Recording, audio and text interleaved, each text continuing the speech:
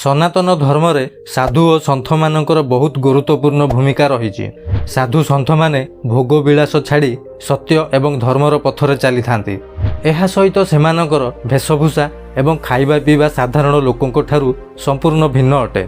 सेमानंकु ईश्वर प्राप्त करिवार माध्यम बोली मध्य कुहाजाए। साधारणतः साधु माने हलदिया गेरुआ किंबा नाली रंगर पोशाक पिंधंती, किंतु भारत रे एमिति भी साधु अछंती सेमाने केबे भी पोशाक पिंधंती नाही, जाहाकू नागा साधु कुहाजाए। ताहेले ए नागा साधु माने किए एवं केउठी रुहंती, केमिति रुहंती? नमस्कार दर्शक बंधु, दिशारी बाबा चैनल रे आपनकु बहुत बहुत स्वागत। आसंतु जानिबा नागा साधुंक रहस्यमय कहानी विषय रे।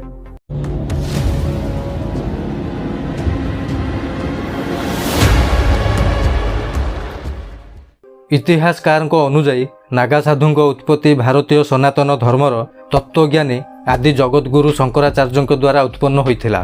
भारत उपर आक्रमण करी किछि आक्रमणकारी मूल्यवान तथा अतुलनात्मक धन लुटि नेउथिले, जेउमाने मठ एवं मंदिरर संपत्ति लुटि नेउथिले एवं भक्त मानकु अत्याचार करुथिले।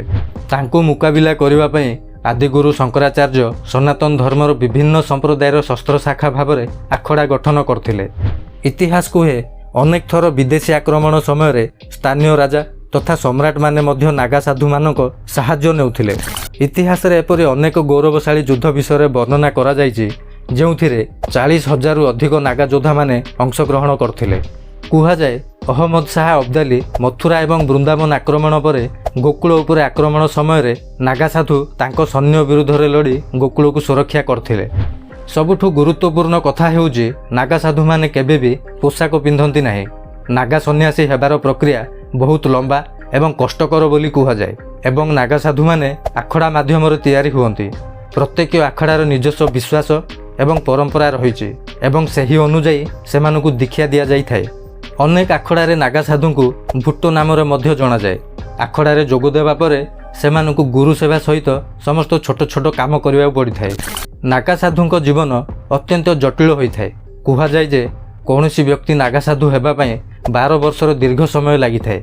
नागा साधु हेबा परे सेमानकु गाँ किंबा सहरर जनगहली पूर्ण जीवन छाड़ी जंगल रे रहिबाक पड़ी थाए, जेउठारे केही आसंती नाही किंबा जाआंती नाही। नागा साधु हेबार प्रक्रिया आरंभ रे प्रथमे ब्रह्मचर्य शिक्षा नेबाक पड़ी थाए। एथिरे सफलता हासिल करिबा परे सेमानकु महापुरुषर दीक्षा दिया जाए। एहा परे यज्ञ होई थाए।